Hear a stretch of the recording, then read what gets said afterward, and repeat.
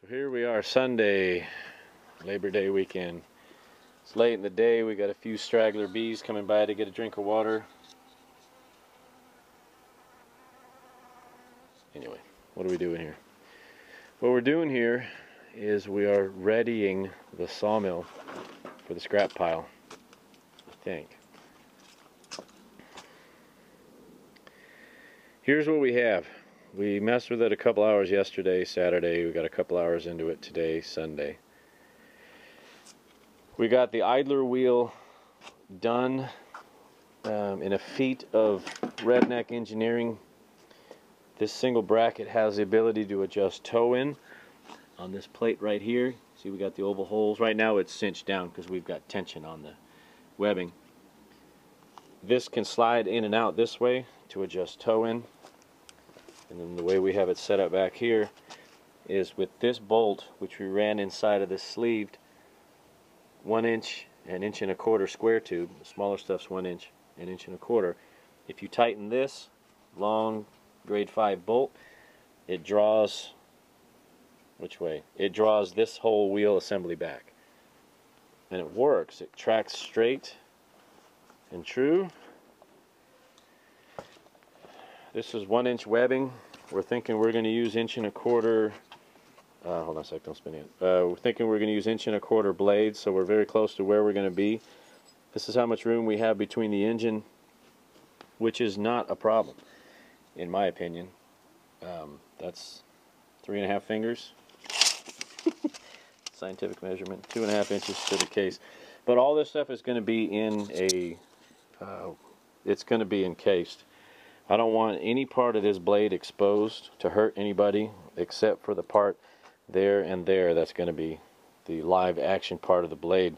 I have this stainless steel tire cover off a custom van that I've had sitting in my yard for the last 5 or 6 years, of course. I'm going to slice that in half.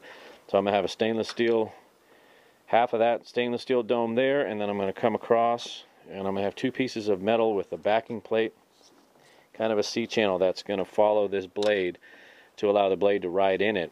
So if the blade does break, it won't smack the crap out of the engine. Have the other half of the stainless steel on that side, so if it breaks, it won't smack the crap out of the operator. Yeah, now this thing tracks straight and true. But then while we were messing with it, I'm not sure why I didn't catch this sooner. And I really think this may be a problem, but this is probably why it's, I don't know. Is this going to work? I got to figure this out. Let me sit down, hold on a sec.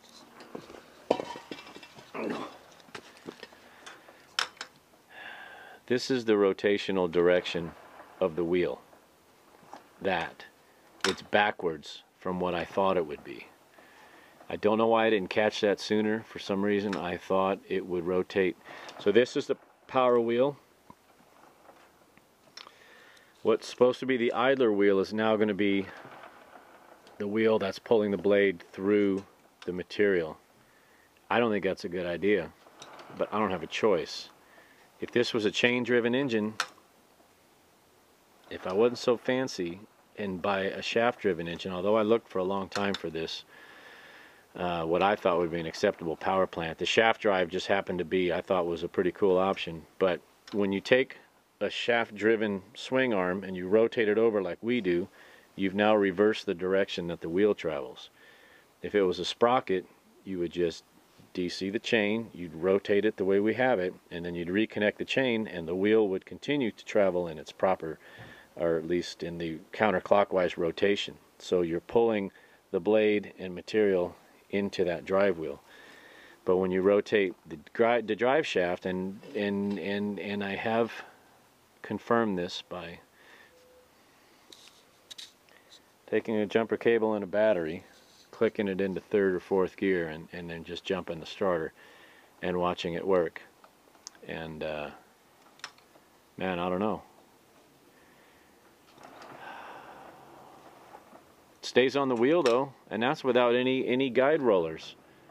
I mean, granted, we're not, and there's quite a bit of tension on there. We pulled it pretty tight for webbing, and webbing stretches a little bit. It's a little dynamic compared to a static steel strap, but Crap. That's all I gotta say. Crap. So I don't know. I'm sitting here thinking this is all just an exercise in futility. In order for this to work, I suspect we're going to run a whole lot of blade tension, which I suspect is not going to be good for blade life. I added some extra bracing. We added some extra bracing there to keep this wheel from kicking in. The camber is proper on this. The toe-in can be adjusted several degrees in either direction. Although the way it runs right now, it's tracking just right. I think it's tracking. For whatever that's worth. You know, it's probably all for naught because this thing spins in the wrong direction. Damn it.